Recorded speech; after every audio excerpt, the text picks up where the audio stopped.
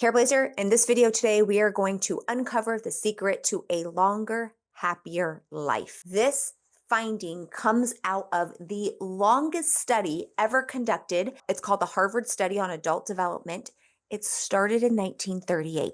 So I have some notes here about the study, and I want to share with you some of the most powerful scientific insights ever uncovered about brain health, happiness, and longevity. So this study followed hundreds of individuals throughout their entire lifespan, starting in their young adulthood all the way into old age. And what it found when it was looking for, okay, what is the most powerful predictor of a long-term health and well-being, the most powerful thing for long-term health and well-being? It wasn't intelligence.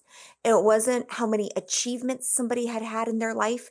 It wasn't even wealth. It all came down to warm, reliable relationships. What we're going to do today is we're going to talk about why relationships matter so much, what this does for us biologically, and what it means for you as a Careblazer caring for somebody with dementia. Before we break down and cover all of the findings in the study that are really interesting, let's talk a little bit about who was in this study. There were two major groups. The first group were Harvard College students. So there were approximately 268 male undergraduates, all sophomores at Harvard University in the 1930s. Most of them were white, middle to upper class young men. They were considered thriving individuals expected to become future leaders, and they were followed through college, military service, careers, marriage, parenting, retirement, and into old age.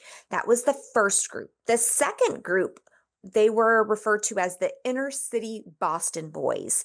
These were approximately 456 young boys from some of the poorest and most high-risk neighborhoods in Boston. They usually came from families who were struggling with poverty, unstable housing, trauma, and generally had limited opportunity. This group is a group that gave the study the diversity that made the findings more universal. Over time, they expanded and added more participants to the study to include the wives and partners of the men that they were studying, as well as the children of both of those groups. So why does this matter? So this mix of individuals, first we have kind of, you would say maybe the privileged Harvard undergrad students, and then you have the more like significantly disadvantaged inner city boys. This allowed researchers to really take a look at how relationships shape health across social classes, socioeconomic conditions, family backgrounds, life stressors. And remarkably, despite the big differences between these two groups, the same core finding held true no matter what their background, which was that supportive, emotionally warm relationships consistently predicted better health and a longer life. So here are some of the key findings. Across the 85 plus years of interviews, health data, diaries, brain scans, the researchers discovered that strong supportive relationships are the single biggest predictor of long-term well-being. Chronic loneliness or high conflict relationships predicted worse physical health, higher depression, and faster cognitive decline. Marital satisfaction, not just being married, had a large impact on long-term health. So which relationships specifically had the most impact? Let's take a look at that. Number one, long-term romantic partnerships. So basically spouses or committed partners to one another. Emotional trust and reliability in a partnership predicted longer life. And it wasn't about being conflict free. It was more about even couples who argued a lot, if they did it well, basically like they felt like they could count on their partner, then that was okay. The director of the study says that married participants with good quality relationships lived on average 5 to 12 years longer if you were a woman, and 7 to 17 years longer if you were a man. So that was basically the relationships that had the most impact. Number one, healthy, committed, long-term partnered relationships. Number two, close family relationships. So these are quality family ties with parents, children, siblings, that predicted long-term well-being. So what mattered most here was warmth, trust, being able to rely on someone. And those family bonds helped buffer stress and supported healthier emotional aging. And then number three,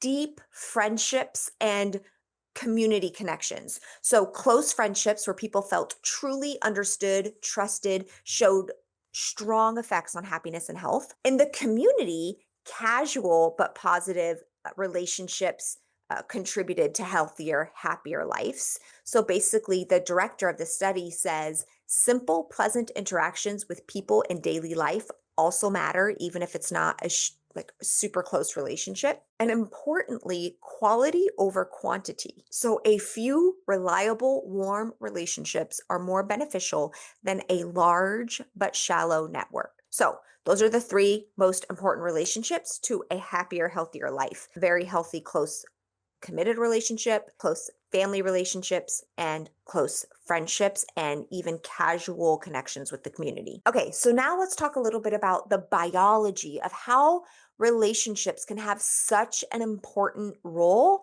in living a happy and healthy life. So, number one, having healthy, great relationships lowers chronic stress.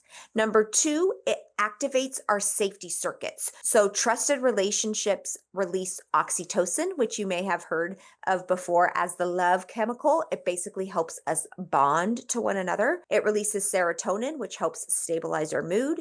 It releases dopamine, which is like our pleasure motivation, kind of that dopamine hit you may have heard about before. And then number three, cognitive protection. So, feeling supportive calms down the amygdala. The amygdala is our part of our brain that is kind of fight or flight.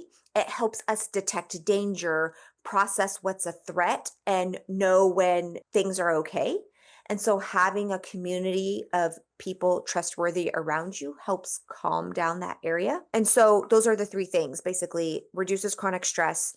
It releases a lot of the good feeling chemicals in our body, in our brain, and it helps with a sense of feeling cognitively protected. As we know, back in time, if we were not a part of a close group, a tribe, that was actually dangerous and deadly for us. We needed close relationships in order to survive. So what does any of this have to do with dementia care? I know we're like in the new year, and so there's a lot of focus on healthier relationships, living a better life, having a healthier life. So this is important because even for people who have dementia, in particular, even those who have memory loss, our emotional brain remains active. We talked about this already when we talked about recently a couple weeks ago that how people with dementia can remember all the details of their delusions, but they can't remember what actually happened.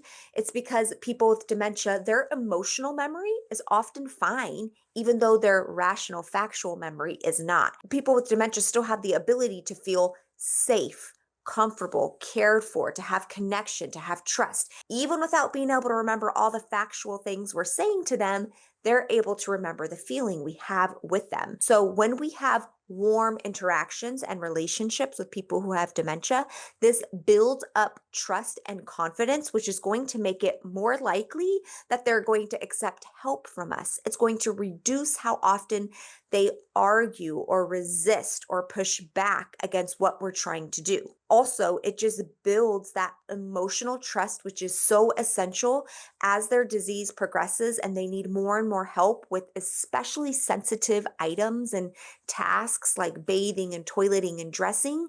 We need that emotional trust to be high. So I've talked about this before in a general way, but now I want to tie it to the specific research study. So what can you do as a Careblazer to help foster this emotional connection, to help not only you have the benefits of close relationships, but also to help your loved one? Number one, look for micro moments of connection. This can be a simple smile throughout the day when you look at them, making simple eye contact, a calm voice, a beautiful, gentle touch. These are all things we're doing to help communicate to the person with dementia. We care about you. We're trying to connect with you. That's one thing you can do. Number two, we've talked about this so much too, just avoid the impulse of correcting them when it's not necessary, of arguing with them when they're saying something wrong, of challenging what they're saying, of arguing with their opinions. We just want to focus on the feeling as much as possible of having a genuine, nice interaction. And then number three,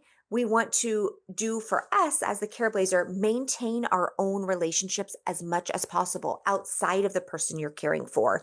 Your friends, your acquaintances, your neighbors, your girlfriends.